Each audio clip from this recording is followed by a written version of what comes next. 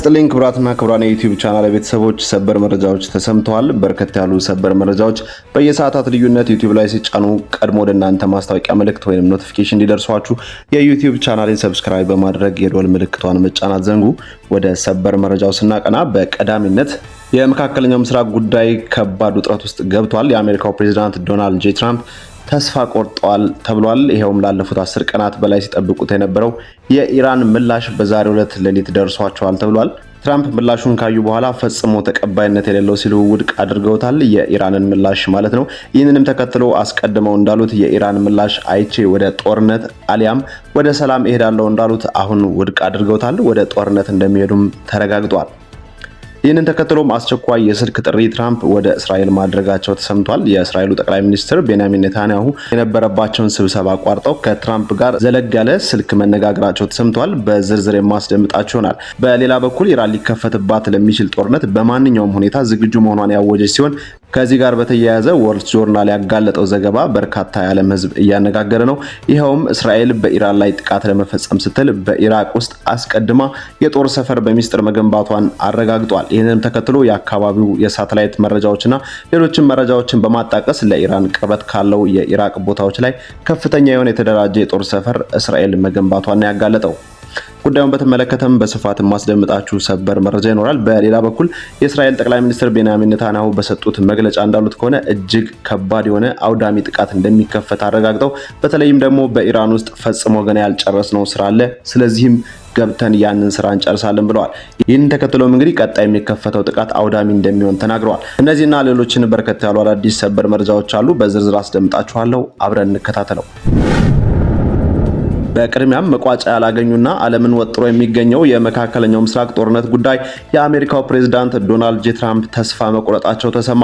የአሜሪካ መገናኛ ብዙሃን እንደሚነግሩን ከሆነ ትራምፕ ላለፉት 10 ቀናት በላይ በከፍተኛ ጉጉት ሲጠብቁት የነበረው የኢራን ምላሽ ዛሬ ሌሊቱን አሜሪካ የደረሰ ቢሆንም የሰላሙን ጭንብል የሚያጨልም ሆኗል። የአሜሪካው ወሬ ሰባሪ አክሲዮስ የዜና ወኪል እንደዘገበው ከሆነ ፕሬዝዳንት ዶናልድ ጄ ትራምፕ በስልክ በሰጡት አጭር መግለጫ ኢራን ለቀረበላት የሰላም ስምምነት ረቂቅ የሰጠችውን ምላሽ ውድቅ አድርገነዋል ብለዋል። ለአክሲዮስ የዜና ወኪል ትራምፕ ሲነግሩት ደብዳቤያቸውን አልወደድኩትም፣ አግባብነት የሌለው ነው፣ ምላሻቸውን በፍጹም አልወደድኩትም፣ አጣጥየዋለሁ በማለት ፕሬዝዳንቱ ቁጣ በቀላቀለ አንደበት ነው ለአክሲዮስ የዜና ወኪል የነገሩት። ትራምፕ በዚሁ ሳያበቁ በራሳቸው የማህበራዊ ትስስር ገጽ ትሩዝ ሶሻል ላይ ባሰፈሩት ጽሑፍም የኢራንን ምላሽ በፍጹም ተቀባይነት የሌለው ቶታሊ አንአክሴፕተብል ሲሉ አውግዘውታል።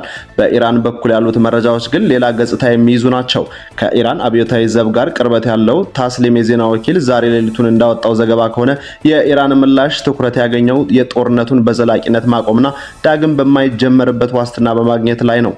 ኢራን በምላሿ የአሜሪካን ማዕቀቦች በአስቸኳይ እንዲነሱ፣ በሁሉም ግንባሮች ጦርነት በአስቸኳይ እንዲቆም፣ የሆርሙዝ የባህር ወሽመጥ በኢራን አስተዳደር ስር እንዲሆንና እንዲሁም በተጨማሪ ስምምነቱ እንደተፈረመ የአሜሪካ የባህር ላይ እገዳ ሙሉ በሙሉ እንዲነሳና የታገዱ የኢራን ገንዘቦችም በፍጥነት እንዲለቀቁ የኢራን ምላሽ ያስገድዳል።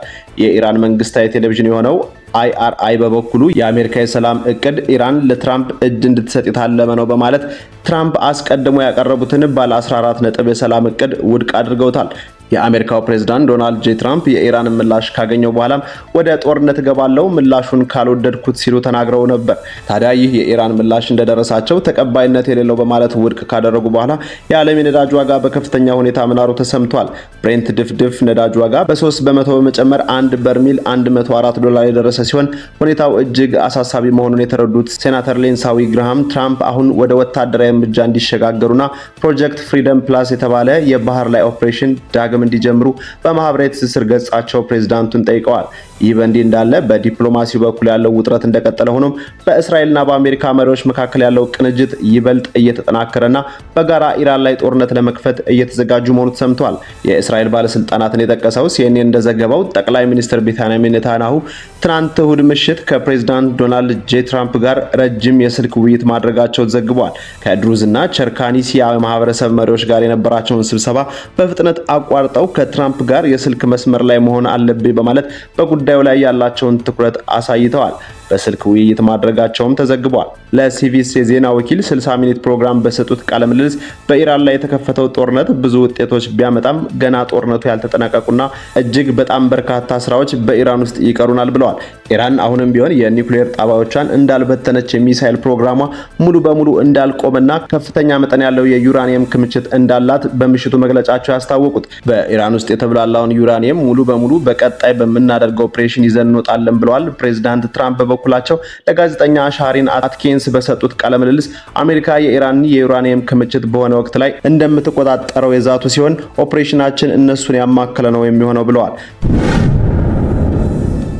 መከላከያ ሚኒስቴር ባወጣው መግለጫ እንዳለው ከሆነ ዛሬ ሌሊቱን ከኢራን የተነሱ 2 ሰው አልባ በራሪ አውሮፕላኖች ወይም ድሮኖች ወደ ተባበሩት አረብ ኤምሬትስ የአየር ክልል ሲገቡ የአየር መከላከያ ስርዓቷም መጥቶ እንደጣላቸው አስታውቋል። ምንም እንኳን የሰው ህይወት ባያጠፋም ኤምሬትስ ለማንኛውም ስጋት ሲባል በተጠንቀቅ ላይ መሆኗን ገልጻለች። የካቲት ወር ላይ ጦርነቱ ከተጀመረ ወዲህ ኤምሬትስ ከ550 በላይ የባሊስቲክ ሚሳይሎችና 200 ድሮኖችን ማክሸፏን አስታውቃለች።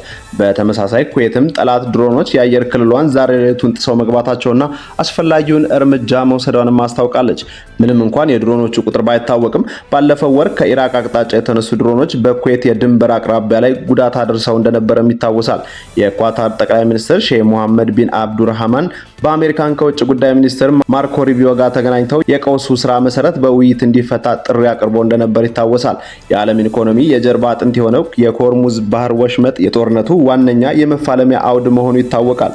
የሳውዲ አረቢያው የነዳጅ ግዙፍ ተቋም የሆነው አራምኮ ዋና ስራ አስፈጻሚ አሚና ስር እንደገለጹት ጦርነቱ ከተጀመረ ወዲህ ዓለም 1 ቢሊዮን በርሜል የሚጠጋ ነዳጅ ሙሉ በሙሉ አጣለች ብለዋል። የሆርሙዝ ወሽመጥ መዘጋት ለዓለም ገበያ ታላቅ የሆነ ጥፋት ነው ያሉትና የባህር ትራፊኩ ዛሬ እንኳን ቢከፈት ገበያው ወደ ነበረበት ለመመለስ ቢያንስ የ1 ዓመት እንደሚወስድ ተናግረዋል። ኢራን በወሽመጡ ላይ ያላትን ቁጥጥር ይበልጥ ያጠበቀች ሲሆን የኢራን ጦር ቃል አቀባይ ብርጋዴር ጀነራል አሚር አክራሚኒያ እንደተናገሩት ከሆነ አሜሪካንን በመከተል በኢራን ላይ ማዕቀብን የሚጥሉ ሀገራት በሙሉ መርከቦቻቸው በሆርሙዝ ወሽመጥ በኩል ሲያልፉ ችግር ይገጥማቸዋል፣ እናፈነዳቸዋለን ብለዋል። በኢራን ላይ ማዕቀብ እንጥላለን በማለት አሜሪካ በምታስተባብረው ላይ በፍጹም እንዳትሳተፉ በማለት ሀገራትን ያስጠነቀቀችው ኢራን በአሁኑ ወቅት በወሽመጡ የሚያልፉ መርከቦች ሁሉ ከኢራን የጉዞ መመሪያ እንዲቀበሉና በኢራን አብዮታዊ ዘብ የተመደቡ የባህር መስመሮችን ብቻ እንዲጠቀሙ የሚያስገድድ አዲስ አሰራርን መዘርጋቷን አመልክታለች።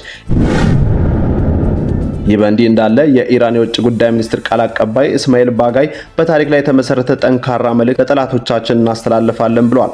ባጋይ ዛሬ ሌሊቱን በማህበራዊ ትስስር ኤክስ ገጻቸው ላይ ከክርስቶስ ልደት በፊት በ53 ዓመተ ምህረት የካሄደውን የካርሄ ጦርነት በመጥቀስ ጥንታዊ የፋርስ ጀነራል ሱሬና ጥቂት ወታደሮችን ይዞ ግዙፉን የሮም ጦር ያሸነፈበትን ታሪክ አስታውሰዋል። አክለውም ታሪክ ሁልጊዜ ራሱን ይደግማል፣ ትምህርት ለመውሰድ ፍቃደኛ ላልሆኑ ሁሉ በማለት ኢራን በቴክኖሎጂ የላቀውን የአሜሪካና የእስራኤልን ጦር በአነስተኛ ዋጋ በሚመረቱ ድሮኖችና ሚሳኤሎች እንደምትመክት በተዘዋዋሪ ገልጸዋል። ይህ በእንዲህ እንዳለ የዎል ስትሪት ጆርናል እንዳጋለጠው እስራኤል በኢራን ላይ የምታካሄደው ጦርነት ኢራቅ ውስጥ ሚስጥራዊ የጦር ሰፈር መገንባቷ ተጋልጧል። እስራኤል በኢራን ላይ የምታካሄደውን የአየር ድብደባ ለመደገፍ ሲባል በኢራቅ በረሃ ውስጥ ሚስጥራዊ ወታደራዊ ሰፈር አቋቁማለች ሲል ነው ዎል ስትሪት ጆርናል ዛሬ ሌሊቱን ያወጣውና ዓለምን ያነጋገረው ዘገባ ያጋለጠው። ጋዜጣው ጉዳዩን የሚያውቀው የአሜሪካ ከፍተኛ ባለስልጣናትና በርከት ያሉ ምንጮቹን ጠቅሶ እንደዘገበው ከሆነ ይህ የእስራኤል ሚስጥራዊ ጦር ሰፈር በኢራቅ ውስጥ ከተቋቋመ በኋላም በአካባቢው የእስራኤል ጦር ሰፈር መኖሩን ያወቁ የኢራቅ ወታደሮች ላይ የአየር ጥቃት መፈጸሙን ጨምሮ ዘግቧል። የእስራኤል ጦርነት ከመጀመሩ በፊት በአሜሪካ እውቅና በጦር ሰፈሩ ላይ ልዩ ኃይሎችን የሚይዝና ለአየር ኃይሏ ቁሳቁስ የሚያቀርብ ማዕከል ሆኖ እንዲያገለግል አድርጋ ማደራጀቷንም ጠቅሷል። የጦር ሰፈሩ ከዚህ በተጨማሪ በጦርነቱ የሚከሰከሱ የእስራኤል አብራሪዎችን ለመፈለግና ለመርዳት የሚችሉ ቡድኖችን ማካተቱን ዎል ስትሪት ጆርናል ዛሬ ሌሊቱን ዘግቧል። ሮይተርስ የዜና ወኪል የዘገባውን ትክክለኛነት ለማረጋገጥ የእስራኤል ጠቅላይ ሚኒስትር ቢሮ ጥያቄ ያቀረበ ሲሆን ጥያቄው ምላሽ እንዳላገኘለት ዘግቧል። ባለፈው መጋቢት ወር በአካባቢው የሚገኙ የበግ እረኞች ሄሊኮፕተርን ጨምሮ ያልተለመዱ ወታደራዊ ቁሳቁሶችን በኢራቅ በረሃ ውስጥ መመልከታቸውንና የኢራን ብሔራዊ ዜና ወኪልም ይህንኑ ዘግቦ ነበር። ከዚህ ዘገባ በኋላ የኢራን ወታደሮች ምርመራ እንዲያደርጉ የተላኩ ሲሆን የእስራኤል ኃይሎች የአየር ድብደባ መፈጸም ወደ ጦር ሰፈሩ እንዳይቀርቡ መከላከላቸውን ጋዜጣው በዘገባው አረጋግጧል። ጋዜጣው መጋቢት ወር መጨረሻ ላይ ኢራቅ ለመንግስታቱ ድርጅት የውጭ ኃይሎች በተለይም አሜሪካን በመጥቀስ የአየር ድብደባ መፈጸሟን ገልጻ ቅሬታዋን አቅርባለች ብሏል። ዎል ስትሪት ጆርናል ያነጋግራቸው ጉዳዩን በቅርበት የሚያውቁ ግለሰብ በጥቃቱ ላይ አሜሪካ አለመሳተፏን የገለጸ ሲሆን አሁንም ቢሆን ኢራቅ ውስጥ ባለፈው የጦር ሰፈር እስራኤል በኢራን ላይ ከፍተኛ ጥቃት ለመክፈት እየተዘጋጀች እንደሆነ አመልክቷል። ስለተከታተላችሁኝ እጅግ አድርጌ አመሰግናለሁ። አንደበት መረጃ በሌሎች መረጃዎች ትመለሳለች። ቻናሉን ሰብስክራይብ በማድረግ የደወል ምልክቷን መጫን አይርሱ። ሰላም ሁኑልን።